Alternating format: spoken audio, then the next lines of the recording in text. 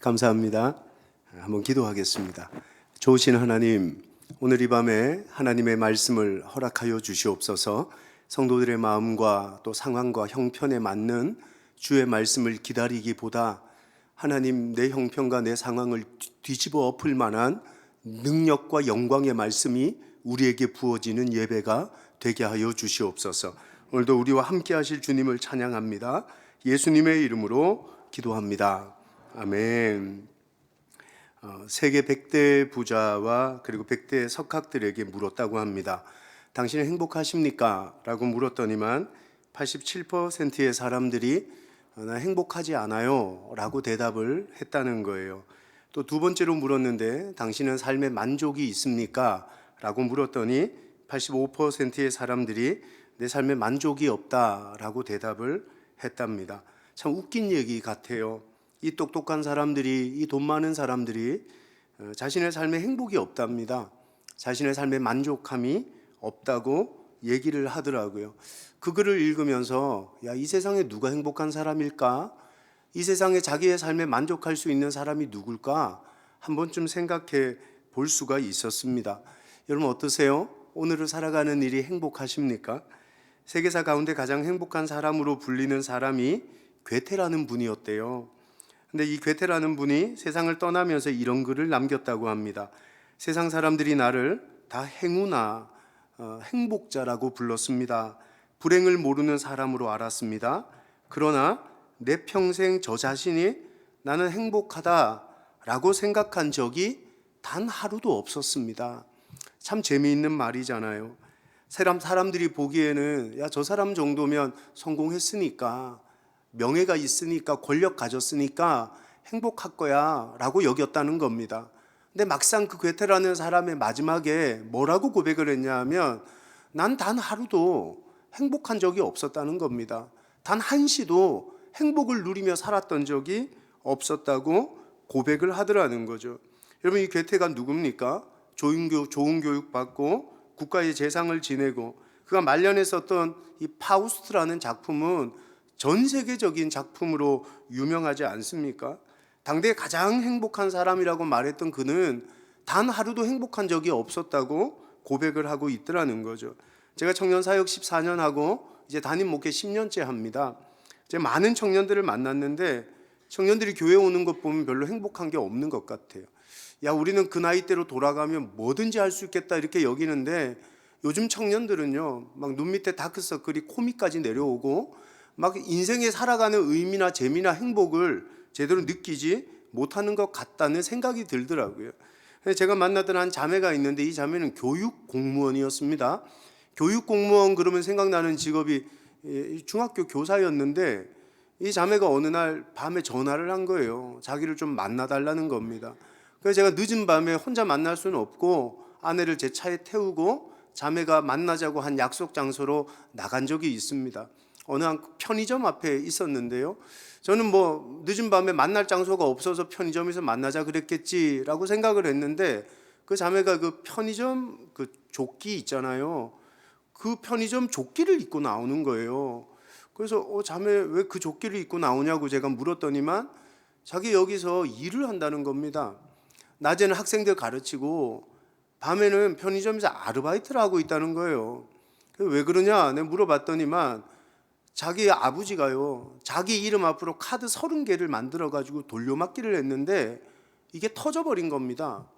그러면서 이 자매 앞으로 만져본 적도 없는 빚이 20억이, 여러분 이건 말이 되는 상황이 아니잖아요, 그죠? 자기가 만져본 적도 없는 돈 20억을 자기가 빚을 지고 살아가게 되는 겁니다. 근데 어느 날 이제 학교에 깡패들이 찾아오기 시작하는 거예요. 이게 1금융권도 아니고 4금융에서 아버지가 돈을 빌려가지고 그걸 이렇게 막아내고 하다가 이게 터져버리니까 감당이 안 되는 겁니다. 그러니까 깡패들이 와서 학교 선생님을 만나겠다는 겁니다. 교장 선생님을. 이 자매가 죽고 싶은 마음에 저한테 전화를 한 겁니다. 사랑하는 여러분, 우리가 세상을 살면서 저 사람 정도면 괜찮아 보여. 저 사람 정도면 잘 사는 거야. 저 사람 정도면 뭐 남부러울 게 있겠어? 라고 생각할 수 있지만 아마 이곳에 모인 성도님들도 다 그럴 거라고 저는 생각해요. 자기만의 겨울이 있고 자기만의 비바람이 불고 자기만의 쓰나미를 경험하고 있는 누군가가 오늘 이 예배당에 앉아 계신 거 아니냐는 겁니다. 여러분의 삶에 진짜 행복이 있냐는 거예요. 여러분의 인생에 정말 하나님이 원하시는, 그리고 내가 생각하고 내가 꿈꾸는 행복한 삶을 살아가고 있느냐는 겁니다. 여러분, 하나님이 사람을 처음 만들고 우리를 어디에서 살게 하셨냐? 에덴이라는 동산에서 살게 하셨잖아요. 여러분, 하나님이 에덴이라는 동산에 우리를, 인간을 살게 하셨다는 게 그게 무슨 뜻인 줄 아십니까? 에덴이라는 말의 뜻이 뭘까요? 에덴. 에덴 목욕탕도 있고 에덴 성구사도 있고 에덴이라는 말을 많이들 쓰잖아요. 에덴이라는 말의 뜻이 뭡니까? 이건 한번 따라할까요? 더할 나위 없는 기쁨. 에덴이라는 말은 더할 나위 없는 기쁨이라는 의미를 가지고 있다는 겁니다. 그럼 하나님의 인간을 향한 계획이 뭘까요? 하나님의 인간을 향한 계획이 기쁨입니까? 슬픔입니까? 그렇죠. 행복입니까? 불행입니까? 여러분, 절대 우울함이나 불행이 아니더라는 거예요.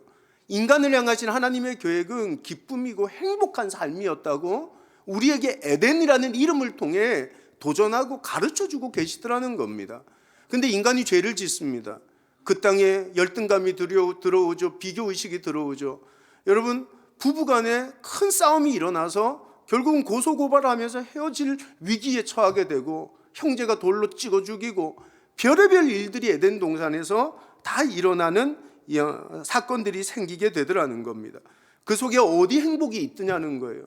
죄 아래에 있는 인간 속에 행복을 누리며 사는 사람이 누구냐는 겁니다.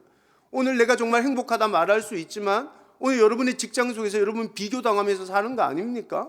누군가는 열등의식을 가지고 비교의식을 가지면서 발버둥을 치고 열심히 살지만 그 속에서 참다운 행복을 누리지 못하고 느끼지 못하는 사람들이 우리 가운데 너무나도 많이 있더라는 게 문제라는 것이죠.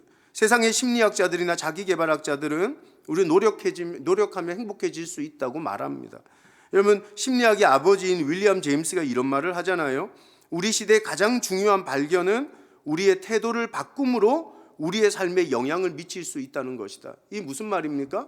내가 오늘 불행한데 행복하다 생각하면 행복해진다는 겁니다.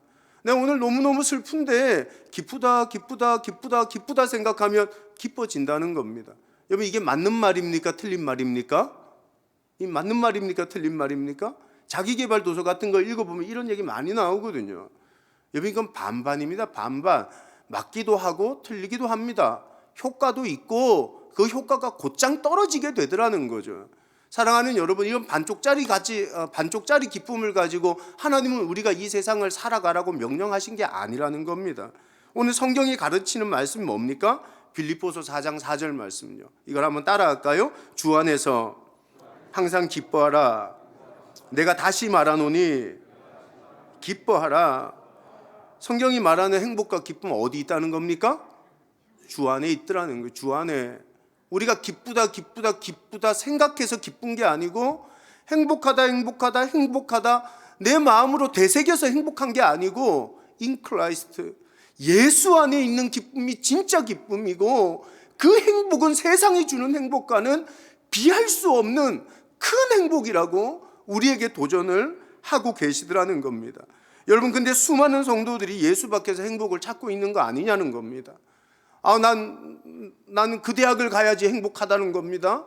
나는 그 월급을 받아야 되고 그 연봉을 받아야 된다는 겁니다. 난 그 차를 타야 되고 나는 그 정도 넓이 되는 아파트에 살아야 그 행복한 인생이라고 착각을 하고 있더라는 거예요. 너무 많은 사람들이 예수 밖에 있는 행복이 진짜 행복이라고 잘못된 생각을 가지고 인생을 살아가더라는 거예요. 근데 오늘 성경이 우리에게 도전하는 말씀이 뭡니까? 예수 밖에 있는 것도 좋은데 진짜 행복은 예수 안에 있는 거라고, 인 크라이스트 하는 거라고, 주 안에서 누리는 거라고 우리에게 도전하고 말씀하고 있더라는 거죠. 여러분, 오늘 여기에 대한 이야기를 여러분과 몇 가지를 함께 나누고 싶은데요. 첫 번째 한번 따라합시다. 예수 때문에 행복하다. 오늘 본문 보면 참 재미있는 사실 몇 가지를 발견하게 됩니다. 오늘 본문 1절 말씀을 보세요. 유월절 엿새 전에 예수께서 베다니에 이르시니 이곳은 예수께서 죽은 자 가운데서 살리신 나사로가 있는 곳이다 그랬습니다. 여러분 성경을 읽으려면 좀 재미있게 읽으려면 육하원칙 같은 거 따지면서 읽으면 설교 한 편이 뚝딱뚝딱 나오고 성경 공부가 제대로 될 때가 있어요. 오늘 본문의 이 등장인물이 누구냐 하면요, 예수님, 마리아, 마르다, 죽었다가 살아난 이 두 자매의 오빠였던 나사로라는 사람도 나오고요, 오늘 본문 우리가 읽었던 뒤쪽에 가면 가룟 유다라는 제자의 이름도 등장을 하고 있는 거죠. 근데 재밌는 게 뭡니까? 이 이야기의 배경이 어디 드냐는 겁니다. 오늘 1절에 이 이야기가 어느 마을에서 이루어지는 이야기입니까? 베다니라는 동네에서 이루어지고 있다고 얘기를 합니다. 여러분 이 베다니는요, 마가복음에도 마태복음에도 등장하는 곳인데 나병 환자 시므온이라는 사람이 살고 있던 동네였다는 거예요. 여러분 이 당시 2000년 전에 나병 환자들은 자기들끼리 집촌 생활했을까요? 일반인들과 어울려서 살았을까요? 그렇죠. 자기들끼리 집촌 생활했겠죠. 우리나라에도 나병 환자들이 모여서 사는 소록도 같은 곳이 있는 것처럼 저주받은 병이었거든요. 버림받은 병이었거든요. 그래서 나병 환자들은 자기들끼리 집촌 생활했던 시대가 바로 2000년 전 예수님의 시대였다는 거죠.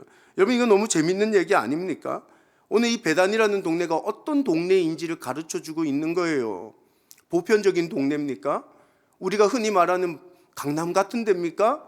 삐까뻔쩍한 건물들이 올라가고 좋은 아파트들이 있고 사람들이 좋은 옷 입고 사는 동네였다고 말하는 게 아니라 삼류 쓰레기 같은 인간들이 모여서 만들어진 동네가 베단이었다고 얘기를 하고 있는 겁니다. 근데 성경이 정말 놀라운 게 뭐냐 하면 행복할 것 없고 기뻐할 것 없는 이 베단이 사람들 속에서 어떤 일이 이루어졌냐는 것입니다. 오늘 그 이야기가 오늘 우리가 읽었던 말씀 속에 또 나오고 있는 겁니다. 2절 말씀 한번 보실래요? 베다니와는 어울리지 않는 단어 하나가 탁 나옵니다. 이거 발견할 줄 알아야 성경을 제대로 읽는 겁니다. 베다니와는 어울리지 않는 단어가 뭡니까? 찾으셨어요? 뭡니까? 그쵸, 잔치라는 단어가 나오는 겁니다. 베다니는 잔치를 해본 적이 없어요, 여러분. 하룻밤을 자고 일어나면 옆집 애가 죽었어요. 앞집 아줌마가 죽는 거예요. 뒷집 아저씨가 죽는데 매일마다 장례식만 치루었던 동네가 베단이었지요. 잔치를 해본 적이 없는 동네가 베단이었다는 겁니다. 근데 오늘 이 베단이라는 동네에 어떤 일이 일어납니까? 잔치가 벌어지는 거죠. 잔치가. 근데 그 잔치의 이유를 오늘 성경이 너무 친절하게 우리에게 가르쳐주고 있더라는 겁니다. 왜 잔치가 벌어집니까? 오늘 2절 말씀 한번 보세요. 따라합시다. 예수를 위하여 잔치할세. 아멘이십니까? 우리 인생이요, 베다니 같을 수 있습니다. 눈물 아니면 살 수 없는 사람들도 있고, 오늘 우리의 삶의 슬픔일 수 있고 어려움일 수도 있고 불행일 수 있습니다. 기쁨이 마른 인생을 살아갈 수 있어요. 그런데 오늘 성경이 하는 말이 뭡니까? 베다니에 돈 떨어져서, 베다니에 로또 맞아서, 베다니에 서울대학 간 사람이 생겨서 잔치가 이루어진 게 아니라 베다니에 예수가 오시니까 할렐루야, 잔치가 일어나는 역사가 나타나더라는 겁니다. 여러분 우리의 인생에 잔치가 언제 벌어지냐는 겁니다. 착각하고 계셨죠? 내 진급해야지. 그래 내가 못하던 차 타고 20평짜리 아파트 살다가 30평 이사 가고 40평짜리 살아야 잔치가 벌어지는 인생을 살 수 있지라고 생각했겠죠. 아닙니다. 오늘 성경이 하는 말이 뭐냐 하면 베다니 같은 인생을 사는 이 시대의 성도들이 잔치 같은 인생을 살아갈 수 있는 유일한 길이 뭐라는 겁니까? 예수 그리스도밖에 없다고 우리에게 도전을 하고 계신 겁니다. 여러분 오늘 이 금요일 밤에요, 우리가 여기에 대한 분명한 믿음과 확신을 가지고 돌아가는 밤이 되시기를 주님의 이름으로 축복합니다. 우리의 삶이 베다니일 수 있다니까요. 어려울 수 있습니다. 힘들 수 있습니다. 기쁨은 없고 행복은 말라버릴 수 있지요. 하지만 내 삶에 예수가 오시면 베다니에도 잔치가 벌어지는 거야. 내 인생이 베다니 같을지라도 베다니 같은 내 삶에 주님 오시면 변화가 생기고 잔치가 일어나고 거기도 천국의 나라가, 하나님의 나라가 세워지는 영광을 경험하게 되는 줄 믿습니다. 사랑하는 여러분, 오늘 이 베단이라는 단어의 이름의 뜻이 재밌는 거죠. 베단이의 뜻이 뭐겠습니까? 번민하는 사람의 집이라는 뜻이에요. 가난한 사람들의 집이라는 뜻을 가지고 있는 거죠.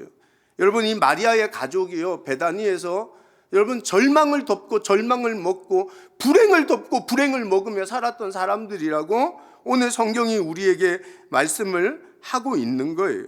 여러분, 창세기 39장에 보면요, 요셉의 이야기가 등장을 합니다. 저는 인생이 아무리 힘들고 어려워도 요셉만큼 어렵다 이런 사람 아직 본 적이 없어요. 난 요셉만큼 힘든 것 같다. 손 한번 들어보시죠. 여러분, 요셉처럼 형제들한테 인신매매 당하신 적이 있습니까? 요셉은요, 형제들한테 인신매매 당합니다. 거기에서도 노예로 살면서 최선을 다했습니다. 하나님 영광을 위해서. 근데 어떻게 됩니까? 하나님 참 비참하게 만들죠. 강간 미수범, 성폭행 미수범으로 감옥 가게 합니다. 여러분, 그 속에서 이런 일련의 사건들 속에서 요셉의 이야기가 성경에 이상하게 비춰지고 있더라는 거예요. 여러분이 요셉 같았다면 성경이 뭐라고 적어 써야 되는 겁니까? 요셉의 얼굴은 초췌했고 매일마다 죽음을 생각하는 얼굴이었고 어떻게 죽으면 잘 죽을까 연구하고 논문 쓰는 사람이었더라, 이렇게 적혀져 있어야 되는 거 아닙니까, 솔직히. 근데 창세기 39장에 보면요, 성경이 요셉을 어떻게 표현하냐 하면 한번 따라합시다. 요셉은 아담하고 준수하고 아름다웠더라. 여러분, 이게 성경이 말하는 요셉의 모습입니다. 노예로 사는데요, 여러분, 핍박받으며 사는데요, 아담하고 아름다웠고 준수하였더라. 이게 말이 되는 표현입니까? 근데 저는 그 이유를 알겠더라고요. 그 힘든 상황 속에 형제들한테 인신매매 당해가지고 노예로 살아가고 있는 그 상황 속에서 성경이 왜 요셉의 얼굴을 그렇게 표현했을까? 죽음을 묵상하는 사람이었다라고 적지 않고 준수하고 아름다운 사람이라고 적었던 이유가 뭘까? 여러분, 그게 창세기 39장 여러분 나오는 말씀이잖아요. 따라합시다. 여호와께서 요셉과 함께 하심으로 여호와께서 그의 범사를 형통케 하셨더라. 사랑하는 여러분, 구약의 복음이 뭡니까? 예수 그리스도가 신약에 오신 것처럼, 임마누엘, 우리와 함께 하시기 위해 오신 것처럼 구약의 복음은 우리와 함께 하시는 하나님이 복음인 거거든요. 아멘이세요?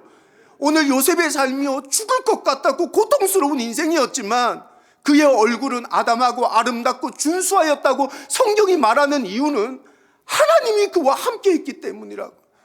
복음이 함께하는 인생은요, 죽을 것 같은 삶의 상황 속에서도 그 죽음을 묵상하거나 어려움을 묵상하는 자가 아니라 하나님과 함께 고난을 넘어서는 하나님의 백성이 되는 줄 믿습니다. 여러분, 이게 복음이거든요, 복음. 사랑하는 여러분, 베다니 같은 삶의 현장에 우리 주님 함께라면 그 지옥 같은 삶의 현장도 잔치집이 되고 천국으로 변화되는 역사가 일어나게 되는 것입니다. 우리의 인생이 그 어떤 상황 속에 있더라도 중요한 게 뭡니까? 내 상황이 힘들고 어려워? 난 이렇게 어렵고 이렇게 힘든 상황이야 라는 게 중요한 게 아닙니다. 내 상황의 깊이가 몇 메타냐 보다 더 중요한 건 내가 지금 내 인생의 주인이신 주님과 함께 있냐 함께 없냐의 문제라고 오늘 말씀이 우리에게 도전을 하고 있더라는 겁니다. 베다니도 주님이 함께 계시면 잔치가 벌어지는 집이 되는 거거든요. 정상에서 만납시다, 이 지그지글러라는 사람이 적은 책이 있습니다. 이 책을 이렇게 읽어보면 이 재밌는 이야기들이 많이 나오는데 저는 이 책을 한 7번 정도를 읽었던 것 같아요. 거기에 이제 워싱턴 근교의 한 공원에서 풍선 파는 아저씨 얘기 나옵니다. 이 풍선 장수 아저씨가 장사를 좀 재미있게 하시는 분이었던 것 같아요. 어느 휴일날 온 가족들이 모여서 공원에서 놀고 소풍 와서 재미있게 놀이를 하고 있는데 사람들은 버글버글 거리는데 이 풍선이 팔리질 않는 거예요. 이 풍선 장수 아저씨가 어떻게 했냐면 자기가 가지고 있는 하얀색 풍선을 하늘로 몇 개를 날려보내는 겁니다. 그랬더니만 그 공원에 와서 놀던 아이들이 하늘로 날아가는 하얀색 풍선을 보고 엄마 아빠한테 풍선 사달라고 난리가 난 거예요. 풍선이 불티나게 팔리는 겁니다. 그리고 좀 한참 지나고 난 다음에 시간이 지나고 또 풍선이 안 팔리는 거예요. 이 아저씨가 마케팅을 공부한 것 같아요. 이번엔 노란색 풍선을 하늘로 막 띄워보내는 겁니다. 그랬더니 애들이 막 흰색 풍선을 막 온몸으로 터트리고는 노란색 풍선 사달라고 난리가 난 거예요. 노란색 풍선이 또 불티나게 팔리는 거죠. 가슴 아픈 얘기는 그 다음 얘기입니다. 흑인 아이가 찾아왔습니다. 이 풍선 장수 사장님한테. 그리고는 이렇게 묻는 겁니다. 아저씨, 검은색 풍선 하늘을 못 날죠? 이 아이가 흑인으로 살면서 차별 배후 당해봤던 모양이에요. 아니, 검은색은 다 꼴등이죠. 검은색은 인정받지 못하는 색이죠. 그 아이가 보기는 검은색은 이 자기 피부 색깔이었거든요. 흰색도 날아가고 노란색도 날아가고 백인도 날아가고 황인종도 날아가는데 검은색만 날아가질 않는 거예요. 아저씨, 검은색 풍선 하늘 못 날죠? 이렇게 물었더니 이 풍선 장수 아저씨가 예수님 같은 말씀을 하십니다. 뭐라 그런 줄 아세요? 얘야, 풍선이 하늘을 나는 건 말이야, 풍선 색깔 때문이 아니야. 풍선 속에 뭐가 들어있느냐에 따라 달라지는 거야. 여러분 잊지 마세요. 풍선 속에 헬륨가스 들면 풍선 뜨고요, 풍선 속에 공기 들어가면 풍선 안 뜨는 거예요. 여러분, 우리가 무슨 색깔 풍선이냐에 너무 신경 쓰지 마세요. 내가 무슨 옷을 입었어, 내가 몇 평짜리 집에 살아, 내가 무슨 차를 타, 내 연봉이 얼마였는데 무슨 대학 나왔는데, 그게 우리의 인생을 뜨게 하고 우리의 인생을 행복하게 만드는 게 아니라 우리 속에 뭐가 있냐는 거예요. 우리 속에 우리를 행복하게 만드는 행복의 근원이신 예수 그리스도가 살아계신 줄 믿습니다. 그게 행복의 근거고요, 기쁨의 근원이라고 우리에게 도전을 하고 있는 거예요. 여러분, 제가 가르쳤던 청년 제자 중에 부산대학병원에서 간호사 일을 하는 자매가 있습니다. 이 자매가요, 20살 때 대학교에서 제가 전도를 하다가 이 자매를 만났거든요. 지나가는 자매가 있길래 붙들고 전화번호 하나 적어주세요. 그러면 캔커피 드려요. 이랬더니 얘가 뭐 캔커피에 얼마나 이제 갈급해내었는지 모르겠는데 캔커피 하나 받고 전화번호를 적어주는 겁니다. 그래서 제 전도 방식이라는 게 단순해요. 그렇게 전화번호 하나 받으면 그 자리에서 그 전화번호가 진짜인지 가짜인지 확인하고 확인은 해야 되니까 하도 가짜를 많이 적어줘서요, 바로 전화하면 되니까요. 자매 전화가 안 가는데, 그러면 이게 전화번호 하나가 잘못됐네요. 그러면서 바꿔주거든요. 그래서 자매가 올 때까지 전화 신방을 하는 겁니다. 근데 이 자매는요, 그 주에 전화를 했더니 그 주에 바로 왔어요, 교회를. 이 참 굉장히 이제 좀 흔치 않은 자매인데 그렇게 교회를 와서 예배드리고 은혜를 받고 그 다음에 2월 달에 있는 캄보디아 단기 선교를 같이 가게 된 겁니다. 자매 참 예쁘게 생겼어요. 그래서 자매하고 14박 15일 캄보디아 단기 선교를 같이 가서 여러분 이런저런 얘기할 수 있는 기회들이 많잖아요. 근데 그 전까지는 이야기 한번 제대로 못 하다가 이제 출국하기, 한국으로 돌아오기 하루 전날 밤에 같이 집회를 하고 기도회를 하다가 나눔을 할 시간이 있어서 나눔을 하는데 저한테 그러는 겁니다. 자기 삶에 대한 이야기를 하는데 야, 제 속으로 이런 질문이 나오더라고. 너 어떻게 살았냐? 그렇게 살면 죽어야 되는데, 자살해야 되는데 너 어떻게 살았냐? 이런 말이 나올 정도로 자매 참 힘들게 살았더라고요. IMF가 왔을 때 이 자매 나이가 중학교 2학년이었답니다. 아버지 사업 홀랑 망하고 자기가 고등학교 올라갈 때쯤 아버지가 모든 사업을 정리하고 반지하 단칸방으로 이사를 갔답니다. 그 남매, 자기 남동생과 자기 엄마, 아빠 4명이서 한 방 안에 살았대요. 아버지가 다 정리한 돈으로 다른 건 시작 안 하고 5톤짜리 트럭을 사서 물류업을 하시기 시작했다는 겁니다. 물류업을. 근데 이 아버지가 어느 날 한다는 말이, 야, 내가 너 고등학교 갔는데, 우리 딸 고등학교 갔는데 해줄 선물은 없고 아빠가 매일 아침마다 등교시켜 줄게, 이렇게 된 겁니다. 그 이제 첫째 날, 등교하는 첫째 날 아빠 차 5톤짜리 트럭을 타고 학교를 간 거예요. 근데 이제 학교에서 딱 내리려고 하니까 너무 쪽팔리더라는 겁니다. 제 친구들은 말 그대로 대형차를 타고 내리더래요. 뭐 에코땡 이런 거 있잖아요, 그 당시에. 그런 걸 타고 내리는데 진짜 아빠 차가 제일 크더라는 거예요. 그 내리려고 하는데 부끄러워서 내리지를 못하겠더래요. 그 다음날 아빠한테 그랬대요. 아빠, 나 서점에 가야 되는데 저기 앞에 내려주세요. 아빠, 나 친구 만나야 되는데 저기 앞에서 내려주세요. 어느 날 아빠한테, 아빠, 나 안 태워줘도 돼요. 그리고 고등학교 3학년쯤 됐는데요, 비가 억수같이 오는 날 새벽에 아빠가 차를 몰고 나가신 겁니다. 근데 아빠가 새벽 2시가 돼도 돌아오지 않는 거예요. 아무리 기다려도 아빠 오지 않는 거예요. 얼마나 걱정이 됩니까?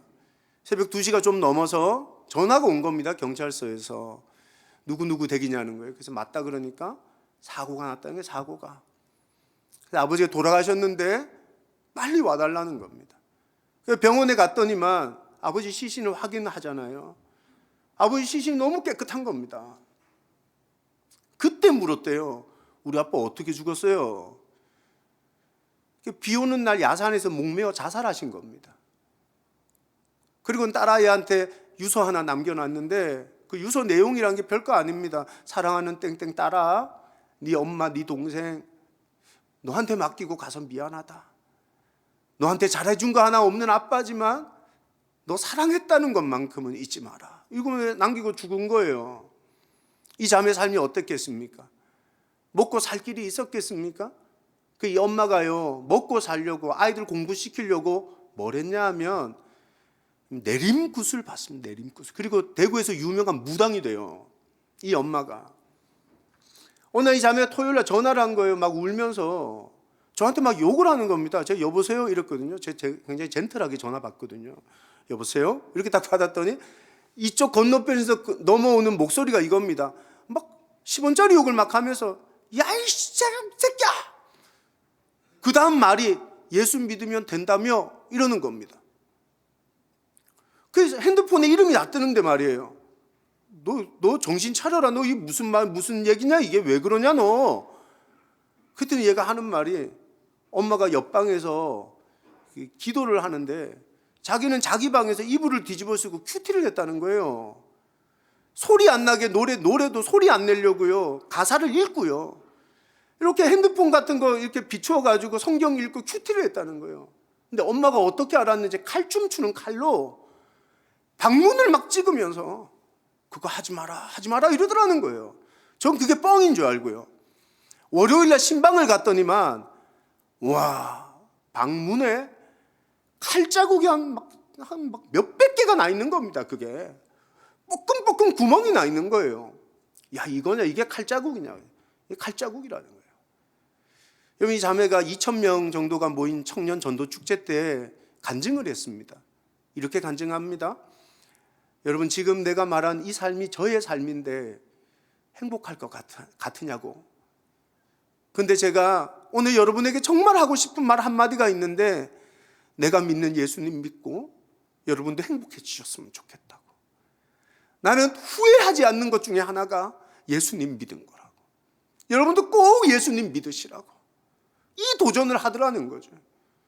여러분, 너무 재밌는 게 뭐냐 하면 제가 원남교회 이제 부임한 지 10년 됐거든요. 2016년도 2부 예배를 어느 날 봄에 마치고 내려와서 제 목양실에 이렇게 앉아있는데 카톡이 온 겁니다.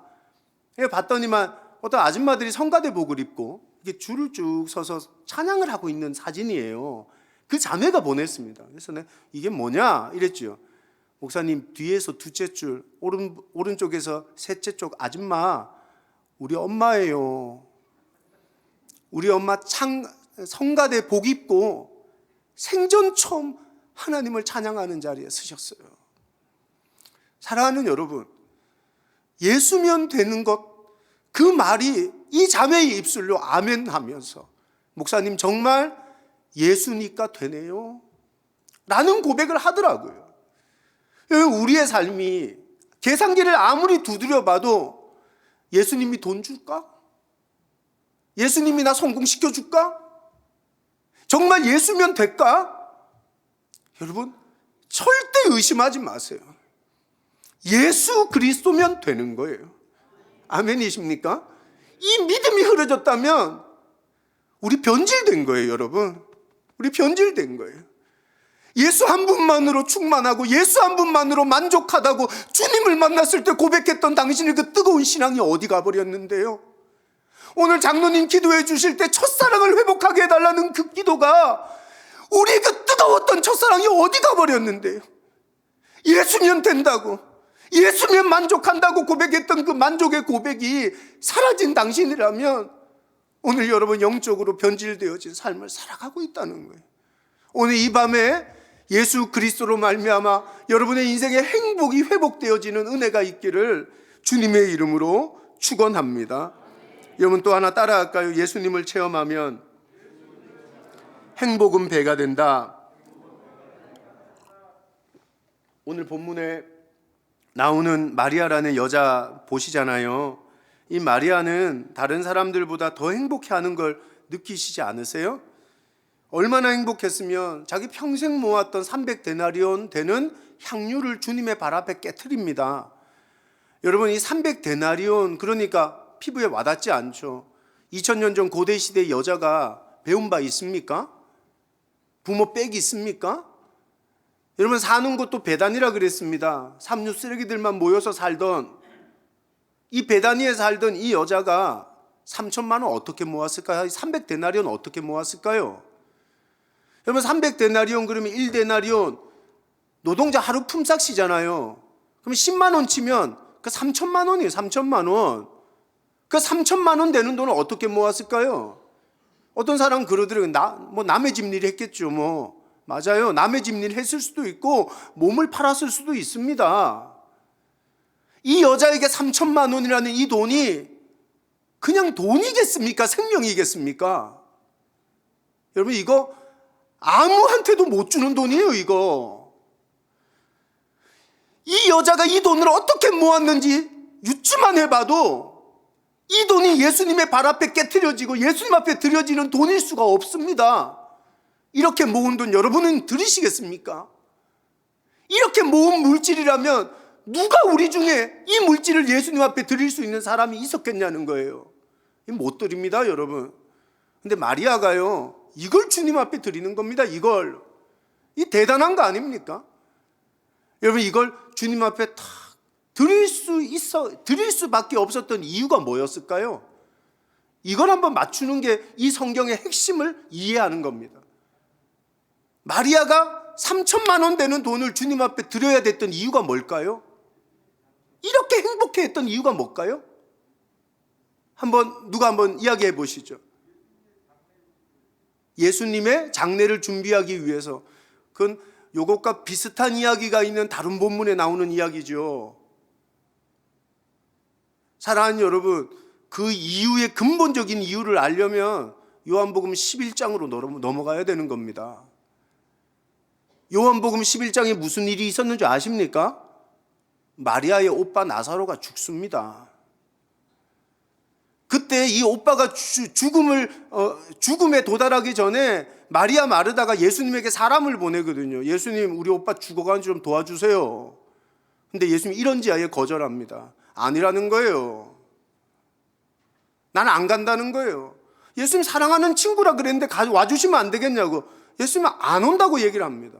그리고 나사로가 죽은 지 3일 만에 주님이 나사로의 장례식에 찾아옵니다. 여러분, 3일 만에 왔다는 게 무슨 말입니까? 시체가 썩을 대로 썩었다는 거거든요. 우리나라도 3일장 치르잖아요. 그런데 여러분, 팔레스타인은요 3일이면 시체 다 썩습니다. 낮 기온 최대 50도까지 올라가는데요. 어떻게 이게 안 썩고 있겠습니까? 냉장시설이 있습니까? 냉동 보관합니까? 보관할 수 있는 길이 없는 거예요. 썩을 대로 썩은 나사로의 시체 앞에 와서 주님이 하셨던 첫 번째 말이 뭔지 아십니까? 그게 요한복음 11장에 나오는 말씀이거든요. 한번 따라할까요? 나는 부활이요 생명이니 나를 믿는 자는 죽어도 살겠고 무릇 살아서 나를 믿는 자는 영원히 죽지 아니하리라. 이 말이 뭡니까? 죽은 네 오빠 내 살리겠다는 예수님의 말씀이라는 겁니다. 여러분, 이 말을 마리아와 마르다가 믿었을까요? 어땠다고 생각하세요? 이 말을 마리아 마르다가 믿었을까요?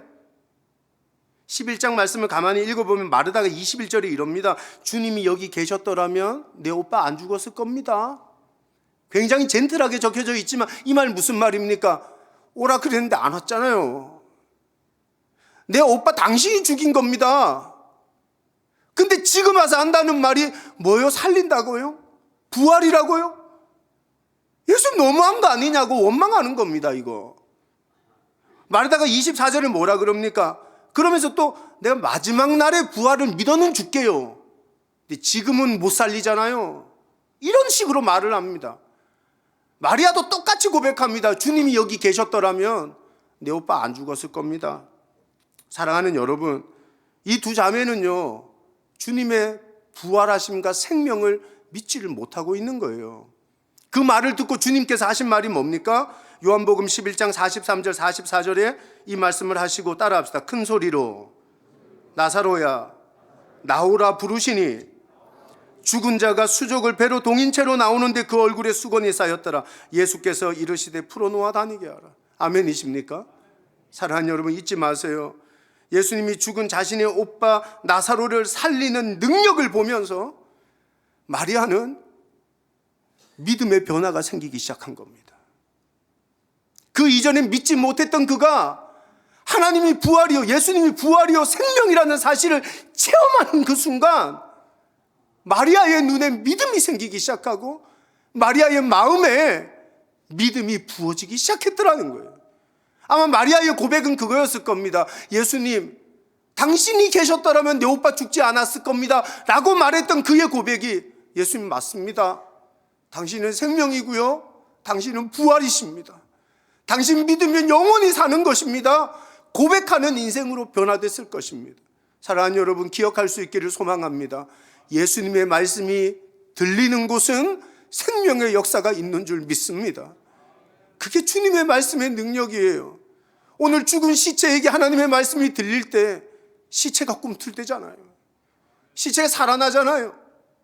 여러분, 교회 공동체도 마찬가지입니다. 언제 교회가 삽니까? 돈으로 삽니까? 실력 있는 사람이 세가족으로 와야 됩니까? 아니요. 예수 그리스도의 말씀이 우리에게 들려질 때, 아멘이십니까? 그 교회가 살아나는 겁니다. 그 교회가 부활의 능력을 경험하고 생명력을 가진 교회로 하나님 앞에 쓰임받게 되더라는 겁니다. 오늘 승동교회에 하나님의 말씀이 들려지고 믿겨지는 은혜가 있기를 예수님의 이름으로 축원합니다. 우리에게 가장 필요한 건 여러분, 죽은 내 영혼 속에 하나님의 말씀이 들려지는 거거든요. 하나님의 말씀을 들을 수 있는 귀가 열려버려야 되는 거거든요.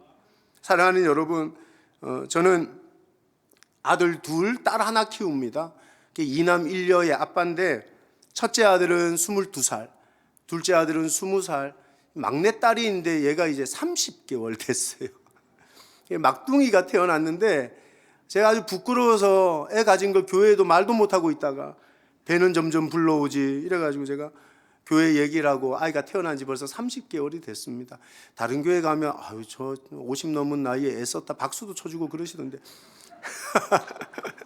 농담입니다, 농담. 저희 첫째 아들 첫 돌 때요, 제가 하면 치아가요 금리로 16개가 있습니다. 제 치아가 너무너무 약해가지고요, 나는 우리 아이들이 건강한 치아를 가진 아이들이면 좋겠다라는 생각을 항상 하고 있었어요. 그래서 첫째 아이가 첫 돌을 딱 지내고 돌잔치를 하고 아내와 침대에 이렇게 누워서 제가 그랬습니다. 여보, 난 우리 첫째 아들이 건강한 치아를 가지고 있었으면 좋겠는데 우리 학교 갈 때까지 3가지는 먹이지 맙시다. 첫째, 우리 절대 사탕은 먹이지 맙시다. 두 번째, 우리 요구르트 먹이지 맙시다. 그리고 세 번째, 우리 탄산음료 먹이지 맙시다. 그리고 마지막으로 양치 잘 시킵시다. 이렇게 약속을 했어요. 그래서 이 3가지를 안 먹이기로 우리는 서로 합의하에 이제 아이를 양육하고 이제 케어하기 시작했는데, 오늘 애가 이제 예방접종 맞으려고 병원에 간 거죠. 병원에 가서 주사기가 여기 탁 들어가는 순간 애가 막 울기 시작하는데 자지러지는 겁니다. 근데 병원의 간호사 이 언니들 정말 빠르시더만요.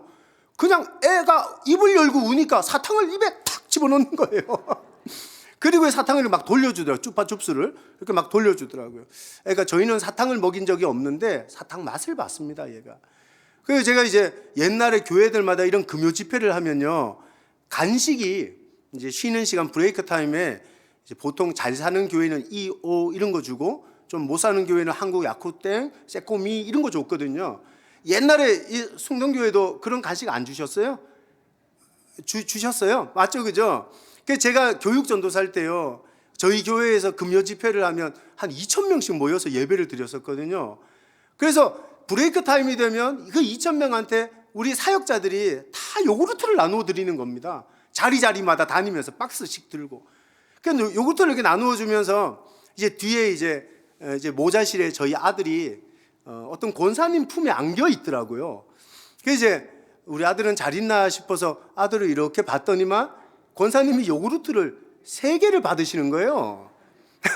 요구르트를 3개를 이렇게 받으시더니 나란히 둬요. 나란히 두시더니 하나를 따더라고요. 이렇게 따서 전 자기가 먹을 거라고 생각을 했는데 애 입을 이렇게 이거 뭔지 아시죠? 애 입을 이렇게 벌리더니요, 이렇게 콸콸콸콸콸콸 집어넣는 거예요. 야, 이거 이제 요구르트 먹으면 안 되는데 요구르트를 먹었다 싶은 거예요. 또 두 번째 걸 또 따시더라고요. 저건 자기가 먹겠지 싶어. 그걸 또 애 입을 이렇게 하더니 또 애한테 먹이는 거예요. 두 병을 먹이고 자기 한 병 드시더라고요. 그래서 이제 요구르트도 먹었습니다. 진짜 탄산음료를 먹인 적이 없어요. 옛날에 제가 이제 아토즈라는 이제 경차를 타고 다녔는데, 애가 잠투정을 하거나 이러면 유아시트에 애를 태우고 동네 한 바퀴를 이렇게 돌면 애가 잠이 들어요. 그래서 그날도 사역을 마치고 집에 들어왔는데 밤에 애가 잠투정을 하길래 애를 카시트에 앉히고 이렇게 동네 한 바퀴를 차로 운전해서 돌고 있는데 붉은색, 동그란색 간판을 지나가게 됐어요. 걔가, 저는 목사 아들이라서 방언을 하나 이랬습니다, 처음에. 걔가 뒤에 이렇게 앉아서 코카코아 뭐 이러는 거예요. 너무 깜짝 놀라서, 야, 너 뭐라 그랬냐? 그랬더니 코카코아 막 이러는 겁니다. 그래서 얘가 우리 모르게 어디선가 코카콜라를 마셔본 모양이다 라는 생각을 한 거예요. 얘가 이제 이 세 가지를 딱 먹고 난 이후에 나타난 반응이 하나 있습니다. 그게 뭔지 아세요? 흰 우유를 안 먹습니다. 닝닝하거든요. 톡 쏘는 거 먹고 달콤한 거 먹고 맛있는 거 먹다가 흰 우유를 먹으려고 하니까 맛이 없거든요. 맨날 찾는다는 게 사탕 달라, 요구르트 달라, 콜라 달라. 맨날 이런 것만 찾더라는 거죠. 여러분, 그거 아십니까? 예수님을 만난 체험과 경험은요, 세상에서 가장 톡 쏘는 맛입니다. 잊을래야 잊을 수 없는 맛입니다. 24살의 어느 날 밤에 주님을 만났습니다. 지금도 새벽에 눈을 감으면 그날의 감동이 밀려옵니다. 그 기쁨이, 그 행복이, 그 감격이 내 속에 밀물처럼 밀려오는 걸 경험할 때가 있습니다. 사랑하는 여러분, 어떤 안수 집사님이 저한테 찾아와서, 목사님, 저 이번에 임직 투표하는데 후보에서 빼주세요 그러더라고요. 왜 그러십니까? 그랬더니 자기는 아직까지 주초 문제가 해결이 안 됐다는 거예요. 술, 담배 문제를 해결을 못했다는 거예요. 그래서 제가 솔직하게 말하자 그랬어요. 우리 집사님 솔직하게 말합시다. 술, 담배를 못 끊은 겁니까? 아니면 술, 담배보다 더 강력한 예수 맛을 못 본 겁니까? 이 집사님 솔직하게 얘기하시더라고요. 목사님, 교회 20년 다녔는데 예수를 믿는다는 게 뭔지 모릅니다. 예수를 체험한다는 게 뭔지 모릅니다. 그냥 교회를 다닙니다. 여러분, 오늘 교회를 오시지만 예수를 정말 믿으십니까? 그분을 만난 감격이 10년 전, 20년 전 일이라 할지라도 오늘 여러분 속에 눈물로, 감동으로, 감격으로 찾아오는 은혜가 있냐는 겁니다. 오늘 이 마리아가요, 예수님을 알았습니다. 그분의 말씀을 믿었습니다. 때로는 아멘도 했습니다. 근데 결정적인 순간에 주님은 부활이고 생명이라는 말씀 앞에 아멘을 못하는 겁니다. 여러분, 오늘 우리가 그렇게 살아갈 수 있다니까요. 내가 교회 안에 목사로 불리고 장로님으로 불리고 권사님으로 불리고 안수집사님으로 불리는 누군가가 주님을 만난 감격을 잃어버린 채, 그 감동을 잃어버린 채 오늘을 그냥 살아가는 겁니다. 오늘을 그냥 버텨내고 견뎌내는 겁니다. 여러분, 그 어떤 세상의 달콤한 맛보다 더 강력한 예수 만난 맛이 여러분들을 사로잡는 은혜가 있기를 주님의 이름으로 축원합니다. 여러분, 이 밤이 그런 밤이 되기를 소망하는 거예요. 사랑하는 여러분, 우리 속에요, 정말 주님을 만난 감격으로 채워진다면 오늘의 상황이 어떠하든 그 속에서 상황을 덮을 만한 하나님의 영광을 보게 되는 것입니다. 제가 제 꿈이 예수님을 처음 만나고 북한 선교하는 게 제 꿈이었거든요. 그래서 어떻게 하면 북한 사람을 한번 만날 수 있을까 고민을 하다가 혼자 아르바이트를 하고 돈을 모으면 그 돈을 가지고 1996년도부터 시작해서 중국을 다니기 시작했습니다. 혼자. 탈북한 사람들을 만나고 싶어가지고요. 그래서 제가 그러다가 2002년도에 결혼을 했는데 제가 그렇게 한 20몇 번을 중국을 왔다 갔다 하면서 선교를 하고 탈북한 사람들을 만나면서 제 아내에게 사준 선물이 하나도 없는 거예요. 제가 마지막 중국 단기 선교를 간 게 이제 시닝이라는 곳을 갔다 왔는데, 그 시닝이라는 곳에서 상하이로 와서 상하이에서 이제 항공편을 타고 서울로 와서 서울에서 대구로 내려가는 이제 여행의 일정이었습니다. 근데 이제 시닝 사역을 마치고 이제 상해로 딱 도착을 했을 때 제가 선교사님한테 그랬어요. 선교사님, 제가 제 아내 선물을 하나 사고 싶은데요. 혹여 좀 소개를 시켜주세요. 저한테 돈이 요 정도 있습니다. 그랬어요. 아유, 저 전사님 그 정도 돈으로는 뭐 좋은 거 못 삽니다. 그러는 거예요. 그러면 이걸로 뭘 살 수 있겠어요? 그랬더니 상하이에 가면 있으면 유명한 이미테이션 시장이 있다는 거예요. 짝퉁을 파는 시장이 있다는 거예요. 그래서 저보고 거기 가서 사면 홍콩급 이미테이션을 살 수 있다는 겁니다. 잘만 사면. 그러면서 이제 여러 가지 방법을 몇 가지 가르쳐 주는데, 그 중에 첫 번째가 뭐냐 하면, 가서 살 때 장사꾼이 첫 번째 물건을 보여주면 절대 사면 안 된다는 거예요. 두 번째 서랍을 열어도 사면 안 된다는 거예요. 그러면 자기를 뒤에 있는 창고로 데려갈 건데 창고에 있는 물건도 사면 안 된다는 거예요. 그럼 뭘 사야 되냐 물었더니만, 그러다 시간을 끄면 마지막에 카탈로그를 가져온다는 거예요. 카탈로그를 가지고 오면 거기서 물건을 고르면 홍콩급 이미테이션, A급 이미테이션을 살 수 있다는 겁니다. 그래서 저는 시킨 대로 하는 사람이니까 진짜 이미테이션 시장에 갔더니만 막 서랍을 열면서 이 물건 어떠냐고 보여주는 겁니다. 막 눈이 돌아가요. 막 롤렉스도 있고 오메가도 있고 시계가 막 있고요, 펜도 있고 별의별 게 다 있더라고요. 저는 못 본 척하면서 이거 말고요, 이거 싫습니다 그랬죠. 근데 두 번째 서랍 열더라고요. 이것도 마음에 안 든다 그랬어요. 그때는 저보고 그럽니다. 물건 좀 보시는 분인 것 같다는 거예요. 근데 저를 데리고 창고로 데려가는 겁니다. 뒤에 창고, 으슥한 곳으로. 그래서 거기 가서 진짜 물건을 보여주는데 이것도 마음에 안 든다고 했더니만 선교사님 말대로 카탈로그를 가져오는 겁니다. 그러니까 카탈로그에서 고르라는 거예요. 아주 까다로운 손님이라고. 그래서 제가, 여러분 불가리 아십니까? 불가리라는 브랜드에서 나온 여성 손목시계를, 하얀색 가죽줄로 된 손목시계를 하나 픽을 했어요. 이걸로 좀 주세요. 선생님, 근데 제가 이거 압니다. 이미테이션인 거. 그렇잖아요. 근데 진짜 케이스는 없냐고 내가 물었더니 진짜 케이스가 있다는 거예요. 그래가지고 시계값보다 더 비싼 진짜 케이스를 사고, 그 다음에 시계를 하나 샀습니다. 그 케이스에 넣고, 그 다음에 저는 첫 번째 서랍에서 롤렉스를 하나 사서 꼈어요. 여기에 롤렉스를 하나 사서 끼고 드디어 이제 상해 공항에 도착을 해서 선교사님한테 인사를 하는 거예요. 선교사님 너무 고맙습니다. 안녕히 계세요. 손 3번 딱 흔들었거든요. 롤렉스의 분침과 시침과 초침이 다 분리가 돼서 손 딱 3번 진짜 안녕히 계세요 딱 3번 흔들었는데 다 분리가 되는 거예요. 야, 이게 첫 번째 서랍의 위력이구나 이게. 여러분, 그렇게 해서 제가 마지막 대구공항에 딱 도착을 했어요. 아내가 나왔더라고요. 여러분, 형제들은 아실 겁니다. 선물을 사면 어깨가 승천을 하지 않습니까? 아내가, 여보 우리 공항 리무진 타고 갑시다 그래요. 무슨 리무진이냐, 오늘 택시 타고 가자. 제가 그때 아직까지 후회되는 것 중에 하나가 그 6만 원 택시비입니다. 그때 리무진을 탔었어야 됐는데. 그래가지고 하여튼 그 택시를 타고 이제 사택에 도착을 했어요. 아파트에 도착을 해서 제가 제일 먼저 뭐 했겠습니까? 제가 밥 달라 그랬겠습니까? 샤워했겠습니까? 아니요. 캐리어를 열었습니다. 그 깊숙이 숨겨놓은 그 진짜 케이스를, 가짜 시계를 진짜 케이스를 다 꺼냈어요 제가. 그리고 제 아내한테 제가 이랬어요. 여보, 불가리 알아요? 불가리 내가 샀어요. 한번 껴봐요. 싹 밀었어요. 그때면 이 사람이 본 척도 안 하고 저한테 다시 쓱 미는 겁니다. 그래서 제가 좀 왜 그래요? 불가리 몰라요? 불가리? 한번 차봐요. 또 쓱 밀었어요. 이 경상도 남자들이 좀 그런 게 있잖아요. 그랬더니 이분이 또 쓱 보더니 또 저한테 쓱 미는 거예요.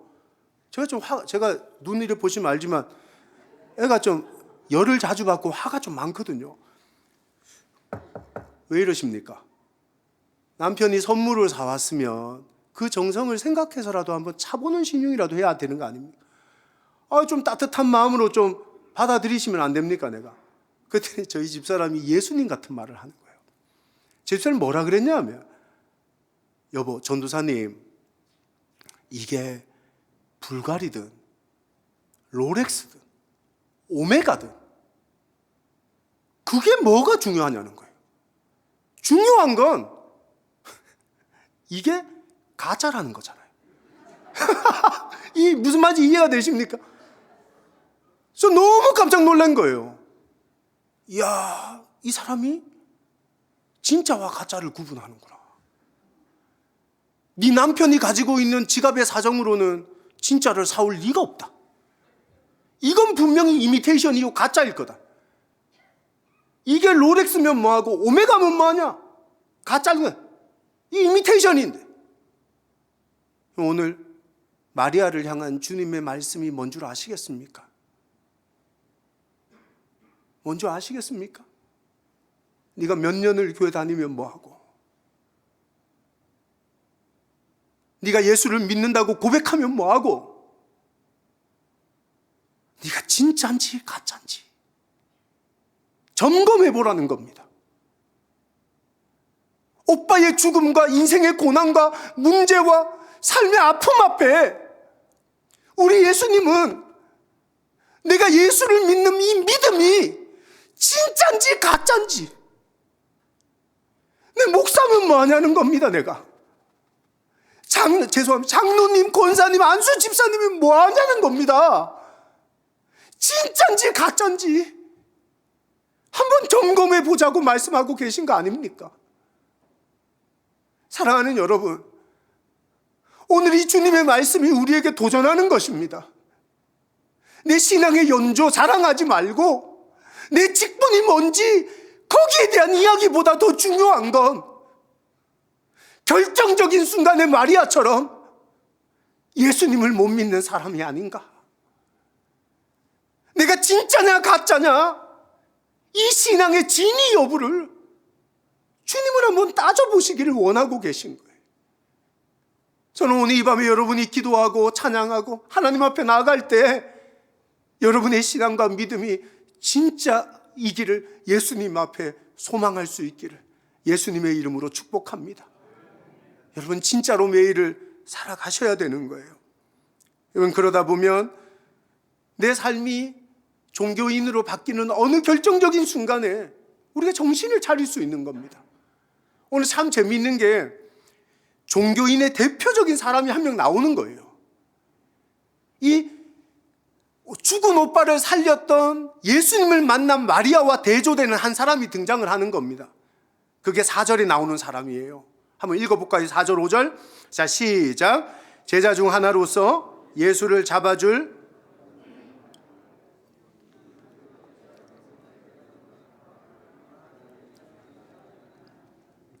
그러면 여기 가룟 유다라는 사람이 등장하는 거 아닙니까?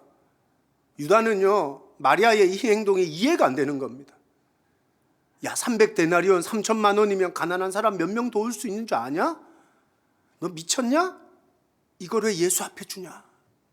이 말입니다. 오늘 교회 생활하면서 내 신앙의 진위 여부를 모른 채 그냥 눈 감고 매일을 걸어가다 보면 여러분 죄송합니다. 나도 모르는 어느 날 내가 가룟 유다가 되어 있는 겁니다. 율법주의적으로 신앙생활하고 누군가를 정죄하기만 하고. 사랑하는 여러분, 오늘 이 가룟 유다가 어떤 사람입니까? 예수님의 공생의 삶을 다 따라다닙니다. 병든 자 치유하는 거 봤습니다. 죽은 자 살리는 거 봤습니다. 그럼에도 불구하고 가룟 유다는 자기가 만난 예수가 없는 거예요. 교회를 다닌다고 내가 예수 그리스도를 만나고 복음을 경험하는 것이 아니잖아요. 오늘 마리아처럼 진짜 복음을 경험하는 인생의 현장이 있어야 된다는 겁니다. 전 여러분이요, 처음 만났던 주님의 첫사랑을 잃지 않고 주님 오시는 그날까지 가룟 유다 되지 않고 마리아처럼 매일마다 주님을 만나는 은혜가 있기를 주님의 이름으로 축원합니다. 여러분 신앙인이 되십시다. 절대 종교인이 되지 마십시다. 주님을 만난 감격으로 매일을 뜨겁게 살아가는 하나님의 백성들 되시기를 주님의 이름으로 축복합니다. 여러분 이렇게 예수님을 경험하고 나니까 마리아가 어떤 삶을 삽니까? 후회 없이 헌신하는 삶을 살게 됩니다. 다 드리거든요. 아무나 줄 수 없는 건데 마리아는 다 드리거든요. 예수님의 발 앞에 깨트릴 수 있는 사람이 될 수가 있더라는 겁니다. 여러분, 돈이 있고 시간이 있어서 드리는 게 아닙니다. 예수를 만난 감동이 있는 사람이 주께 드리는 것입니다. 우리 숭동교회 모든 성도들이 돈이 있고 시간이 있어 드리는 사람들이 아니고 주님을 만난 감동으로 주 앞에 드리고 헌신할 줄 아는 하나님의 백성들이 되시기를 주님의 이름으로 축복합니다. 그게 진짜거든요. 또 하나 이 마리아가 드리는 게 뭡니까? 3절입니다. 3절. 한번 읽어볼까요? 3절 시작. 마리아는 지극히 비싼 향유 곧 순전한 나드 한 근을 가져다가 예수의 발에 붓고 자기 머리털로 그의 발을 씻으니 향유 냄새가 집에 가득하더라. 여러분, 이 감격과 이 복음의 체험을 맛본 사람은요, 반드시 삶의 향기가 나게 돼 있습니다. 그때 삶이 변화되는 거예요. 그때 인생이 바뀌는 거예요. 바꾸고 싶어서 바뀌어지는 게 아니라 진짜 복음을 만나고 나니까 마리아의 온 집이 향유 냄새로 가득했던 것처럼 여러분의 모든 삶의 영역에 할렐루야 그리스도의 향기가 나오기 시작하는 겁니다. 그리스도의 향기가. 오늘 말씀을 정리하겠습니다. 3가지. 예수로 행복한 것입니다. 베다니는 행복할 게 없었어요. 근데 주님이 오신 그 순간 베다니의 잔치가 벌어지게 됩니다. 예수를 체험하면 행복은 배가 되는 겁니다. 여러분, 그냥 교회를 다니지 마시고 예수를 정말 체험하고 만나고 경험하는 하나님을 만나는 하나님의 백성들이 되시기를 주님의 이름으로 소망합니다. 그때에서야 드리는 사람이 되는 거예요. 향유도 깨뜨리고 시간도 드리고 물질도 드리고 그리고 삶을 예배하는 삶으로 변화시키는 역사가 나타나게 되는 것입니다. 오늘 이 3가지 말씀을 꼭 기억하시고 우리 같이 찬양하면서 기도할 때 결단하고 도전하며 주님, 내 평생 종교인이 아니라 신앙인으로 살아가게 하여 주시옵소서. 결단하시는 그런 시간들이 있었으면 좋겠습니다. 우리 찬양할까요? 충만이라는 찬양, 제가 요즘 흠뻑 젖어 있습니다. 이 찬양에 차만 타면 이 찬양을 듣고요, 집에서 이 찬양을 듣고요, 사무실에서 이 찬양을 듣습니다. 무명이어도 공허하지 않는 것은 예수 안에 난 만족함이라. 가난하여도 부족하지 않는 것은 예수 안에 오직 나는 부요함이라. 고난 중에도 견뎌낼 수 있는 것은 주의 계획 믿기 때문이라. 실패하여도 일어설 수 있는 것은 예수 안에 오직 나는 승리함이라. 난 예수로 충만하네. 난 예수로 충만하네. 우리 이 찬양 올려드리면서 정말 내 속에 충만한 게 무엇인지 돌아보시고 그거 다 빼고 오직 예수로 충만한 밤 되시기를 바랍니다. 우리 이 찬양 같이 올려드릴게요. 찬양할 때 좀 도와주세요.